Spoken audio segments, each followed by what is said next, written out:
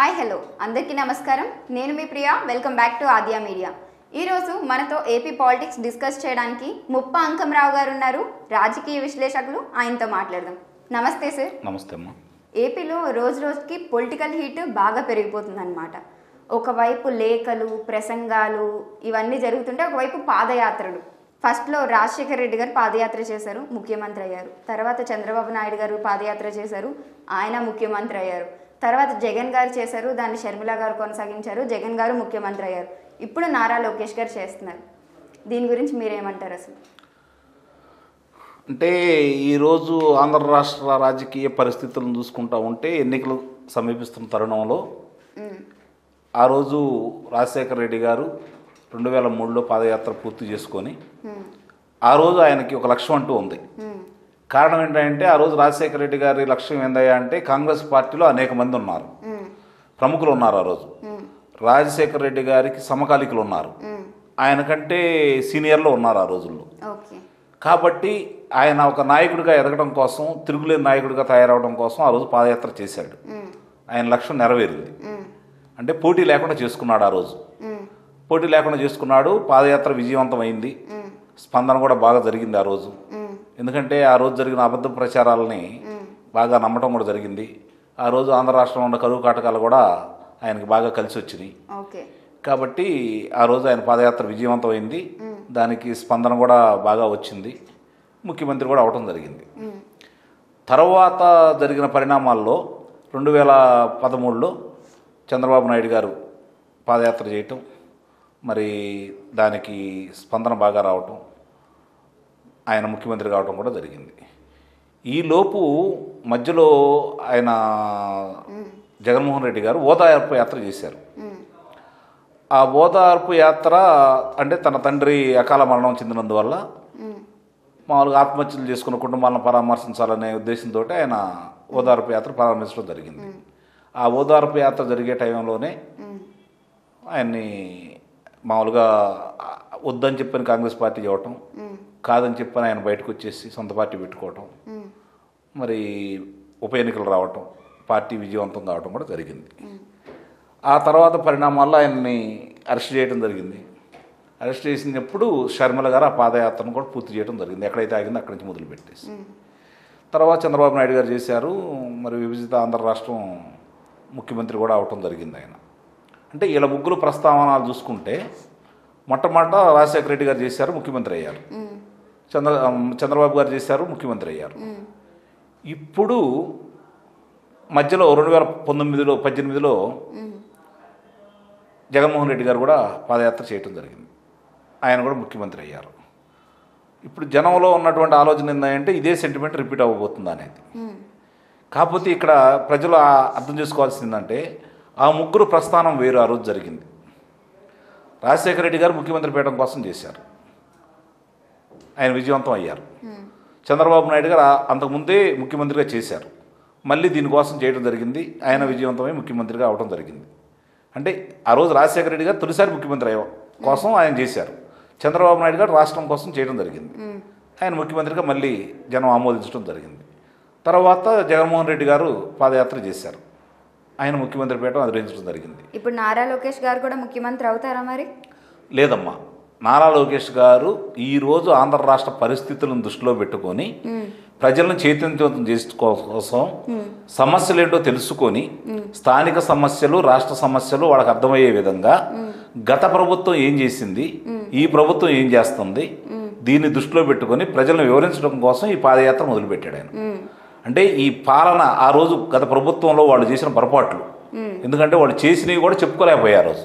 అందులో ఎలాంటి సందేహం లేదు. చంద్రబాబు నాయుడు గారు చెప్పుకోలేకపోయాడు, మరి లోకేష్ బాబు చెప్పుకోలేకపోయాడు, ఆ నాయకులు మంత్రులు చెప్పుకోలేకపోయారు, ఎమ్మెల్యేలు కూడా చెప్పుకోలేకపోయారు. వాళ్ళు చేసిన తప్పిదం వల్ల తెలుగుదేశం పార్టీ నష్టపోయింది, అధికారం కూడా కోల్పోవడం జరిగింది.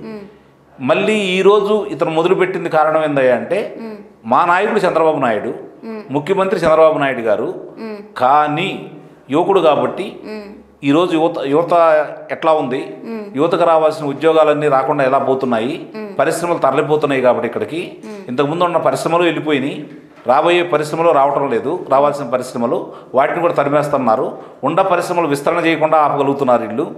వీళ్ళ ధనదాహానికి వీళ్ళ వాటాల కోసం ఆ సంస్థలు కూడా మళ్ళీ ఆ విస్తరణ చేసే పొరుగు రాష్ట్రాల్లో పెట్టుకోవడం జరుగుతుంది. కాబట్టి ప్రజలకి అవగాహన అయ్యే విధంగా, అర్థమయ్యే విధంగా చెప్పుకుంటూ స్థానిక సమస్యలు ఏంటి, గతంలో చేసిన పొరపాట్లు, పార్టీ పరంగా జరిగిన పొరపాట్లను సరిదిద్దుకుంటూ మేము ఏమి చేసామో అందరికీ చెబుతూ, ఎందుకు అంతకుముందు నాయకులు ఎందుకు చెప్పలేకపోయారో కూడా వివరంగా ఆయన చెప్పుకుంటూ సమస్యలని ప్రజల దృష్టికి తీసుకెళ్తూ ఆ రోజు ఇన్ని అభివృద్ధి కార్యక్రమాలు మేము చేయడం జరిగింది.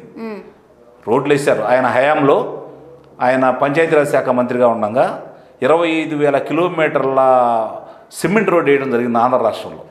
ఇది భారతదేశంలో ఇంతవరకు ఏ రాష్ట్రంలో కూడా ఎప్పుడు జరగల. అది దానికి ఎన్నో అవార్డులు కూడా ఆయనకు రావడం జరిగింది, పురస్కారాలు చాలా పొందే కేంద్ర పురస్కారాలు. ఇవన్నీ దృష్టిలో పెట్టుకొని గత ప్రభుత్వ హయాంలో ఏం జరిగినాయి, ఇప్పుడు ఈ 4 సంవత్సరాలు ఏం జరిగినాయి, ఏమన్నా పరిశ్రమలు మీకు వచ్చినాయా, పరిశ్రమలు ఎందుకు రావటం లేదు, ఎందుకు ఈ అభివృద్ధి ఆగిపోయింది, బటన్ నొక్కుడు తప్ప ఈ ముఖ్యమంత్రి ఏమీ ఎందుకు చేయటం లేదు, ఇవన్నీ ప్రజలు వివరించడానికి ఎక్కువ సమయం తీసుకుంటూ వాళ్ళ సమస్యల గురించి తెలుసుకుంటూ లోకేష్ పాదయాత్ర జరుగుతూ ఉంది. ఓకే, ఇప్పుడు గతంలో జరిగిన పాదయాత్రలకి ఈయన పాదయాత్రకి వ్యత్యాసం ఏంటి? గతంలో ముఖ్యమంత్రి కావాలని చేశారు. ఓకే, గతంలో వాళ్ళు చేసింది ఆయనకు బహునాయకత్వం ఉంది కాబట్టి ఏకనాయకత్వంగా ఆయన ఉండాలనే ఉద్దేశంతో పాదయాత్ర చేశారు. రాజశేఖర రెడ్డి గారు విజయవంతం అయ్యారు.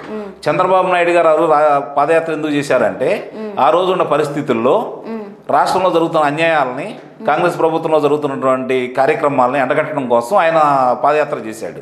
అంతకుముందు 2 సార్లు ఆయన ముఖ్యమంత్రి కాబట్టి కొత్తగా ఆయన ముఖ్యమంత్రి పెట్టడం కోసం ఆ రోజు ఏం చేయలే. సరే, అది అయిపోయింది. సరే, ఏది చేసినా రాజకీయంగా అధికారం కోసమే కాబట్టి ఆయన కూడా ముఖ్యమంత్రి కోసం చేశాడని చెప్పి మనం భావించాలా. తర్వాత చేసిన జగన్మోహన్ రెడ్డి గారు కూడా ముఖ్యమంత్రి కోసం చేశారు. ఆయన విజయవంతం అయ్యాడు, ముఖ్యమంత్రిగా ఇప్పుడు ఆయన పనిచేస్తున్నాడు. లోకేష్ బాబు గారిది వీళ్ళతోటి మనం పోల్చకూడదు. ఎందుకంటే ఈరోజు లోకేష్ బాబు చేస్తుంది ఏంటంటే చంద్రబాబు నాయుడు గారు ముఖ్యమంత్రి కావాలని కోరుకుంటున్నాడు తప్ప నేను ముఖ్యమంత్రి కావాలని కోరుకోవట్లా. ఈరోజు ముఖ్యమంత్రి చంద్రబాబు నాయుడు గారే. చంద్రబాబు నాయుడు గారి ఆధ్వర్యంలో మేము పనిచేస్తాం కాబట్టి ఒక కొత్త టీం తయారు చేయడం కోసం, పార్టీని మళ్ళీ ఉత్సాహంగా ప్రజల్లో పార్టీ పైన ప్రేమని, పార్టీ ఉన్న ప్రతిష్టని పెంచడం కోసం, పార్టీలో యువ నాయకత్వాన్ని పెంపొందించడం కోసం, స్థానిక నాయకత్వంలో ఉన్న లోపాలను సరిదిద్దడం కోసం, ఎవరన్నా సరిగ్గా పనిచేయకపోతే వాళ్ళని పక్క తప్పించేసి కొత్త నాయకత్వాన్ని తయారు చేయడం కోసం పార్టీని పునర్నిర్మించే బాధ్యతను భుజానెత్తుకున్నాడు ఈరోజు లోకేష్ బాబు. ఇంతవరకు చంద్రబాబు నాయుడు గారు ఎప్పుడు పార్టీ గురించి పట్టించుకోవాలి. ఎందుకంటే ఆయన ఎప్పుడు అధికారంలో వచ్చిన తర్వాత రాష్ట్ర అభివృద్ధిగా ఆలోచించేది తప్ప రాజకీయం గురించి పెద్ద దృష్టి పెట్టలే ఆయన చంద్రబాబు నాయుడు గారు. అందుట్లో అది పార్టీ పెద్ద లోపం కూడా. ఈ రోజు ఆ లోపాన్ని సరిదిద్దుకుంటూ పార్టీ ప్రతిష్టను పెంచడం కోసం, పార్టీని ప్రతిష్టంగా తయారు చేయడం కోసం ఒక యువ సైన్యాన్ని తయారు చేయాలనే ఉద్దేశంతో యువగళం పాదయాత్ర మొదలుపెట్టాడు లోకేష్. కాబట్టి వాళ్ళ దానికి ఇతనికి చాలా వ్యత్యాసం కూడా ఉంది.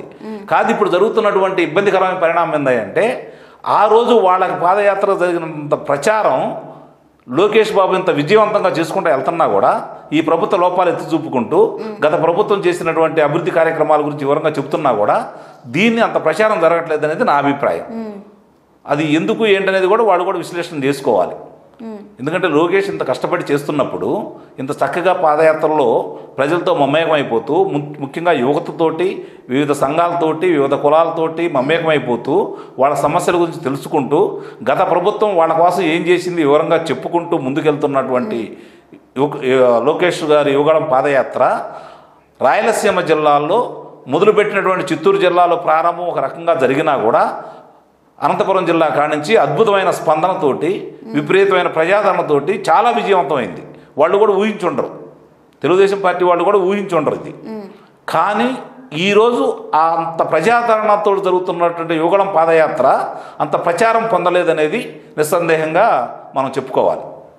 దాన్ని ఎక్కడైనా దాన్ని సరిచేసుకొని ఆ పాదయాత్ర యొక్క ప్రాముఖ్యతని, అతను చేస్తున్నటువంటి కార్యక్రమాలని వివరంగా ప్రజలకు అందజేసే కార్యక్రమం పార్టీలు తీసుకుంటే మంచిదనేది నా అభిప్రాయం. Thank you so much sir. So చూసారు కదా, ఇది వాళ్ళ ట్రెండింగ్ న్యూస్. మరొక ఇంట్రెస్టింగ్ న్యూస్తో మళ్ళీ మీ ముందు ఉంటుంది ఆద్య మీడియా.